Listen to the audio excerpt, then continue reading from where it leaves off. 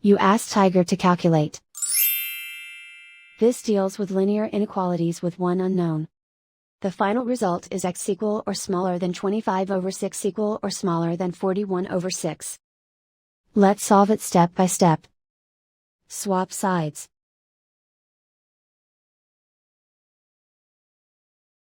Group all constants on the right side of the inequality. Add 5 to both sides.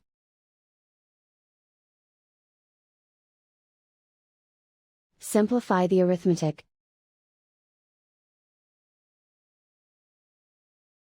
Convert the integer into a fraction.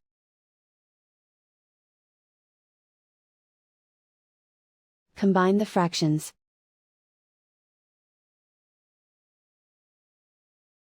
Combine the numerators.